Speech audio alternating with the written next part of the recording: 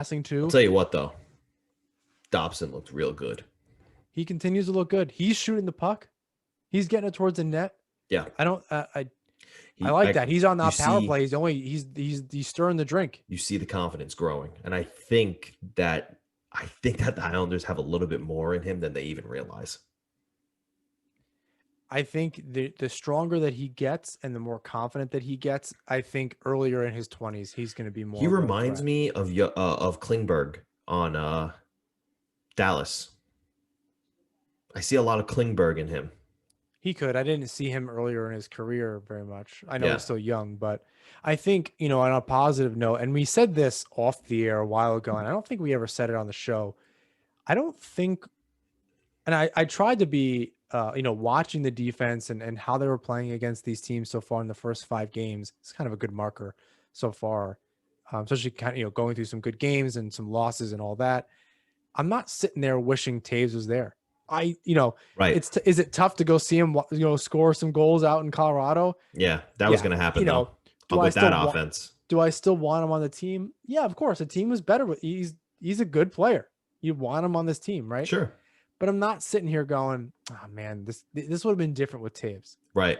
100%. I think it's just, next guy up kind of thing. It's Dobson's time. I think Green is still playing pretty consistently. He had a couple, I know you say he's pretty flawless out there. Saw a couple mistakes against his former team. That's the whole team right now, though. But it's the whole team right now. And, a guy like that should be a little unflappable. I think, he's trying his hardest to take Boychuk's spot by blocking shots and being a little bit of a tougher player to play against. But he's 37, 38 years old. I think it's going to be tough. But, yeah, on a positive note, I'm trying to balance it out a little bit. So I'm not just belly aching the entire time. I'm not sitting there thinking, man, Taves would have made a huge difference. Yeah. I think maybe Dobson's going off script and just, shooting the puck more in the power play. Good. I think, and I will go actually off script on purpose here. What's up with the power plays? And there's 4 right-handed shots on one unit and 4 left-handed shots on the other purposeful. unit. It's on purpose. They can't connect the passes. What do you mean it's purposeful? I'm not the coach. I can't. I mean, make I know those changes. I know they're putting their best guys together, but like switch Beauvillier and Eberle, something. You got to switch something. And we spoke about this earlier in the year on previous episodes, but Trotz likes the Dobson-Pulak connection. He says it reminds him a lot of Ovechkin and Carlson. So that's why the 2 righties are on D. He wants that to continue. He thinks that Dobson can feed Pulak well, which he has a couple of times. There was that's not the problem. No. But then Barzell's on that off wing, and he can't shoot from there. Yeah. Especially for where most of the time he gets the puck, it's on the half wall or deeper below the dot, and he can't make a play from there. It's I'm watching him going. Then he's trying to get the puck across to somebody, and he's got to go all the way across Lee. Yeah. Or Eberle's in front. If he's the bumper that works out, you can probably make that quick little pass there, but they're not really trying to do that. I mean, in the first few games you saw it, but it's not, I think it was Brock Nelson released off of in that bumper spot. He released off the defenseman and gave himself some time and space and was able to score. Yeah. But that was just moving the puck around. They can't seem to move the puck around. Neither unit. It's so slow. It's always and I think been it's that because way. they have to. I know you're most likely listening to this and not watching it, but you have to change your whole body positioning every time you're receiving that pass to make sure it's going to get on your stick.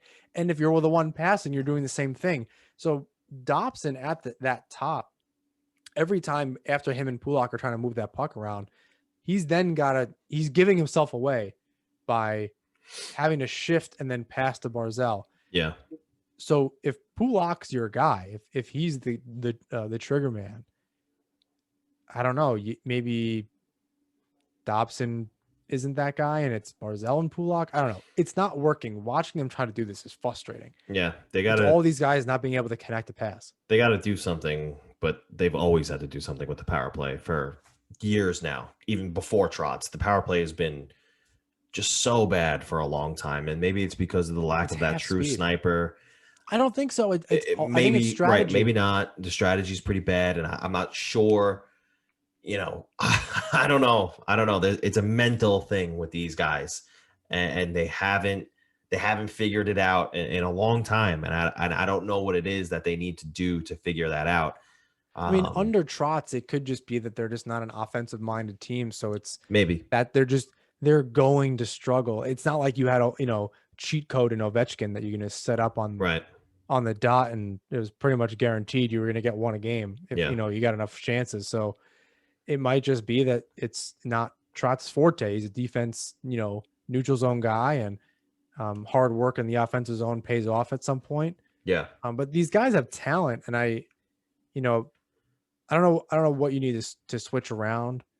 Maybe I like Dobson on that first power play unit. If you at least throw Letty, if you want two defenders out there, and if you throw Letty on that other wing, yeah, on that half wall position instead of Barzell, and maybe put Barzell in the bumper spot and move Eberle down, to the second unit, you might open some things up there.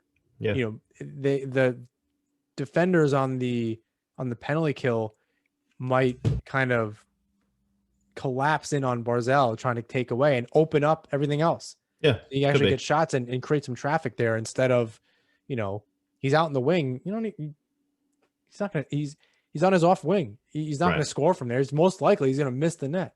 Yeah, Now he's an elite shooter, so it's not like he can't get short side. But Jesus, we saw Hughes do that too. yeah,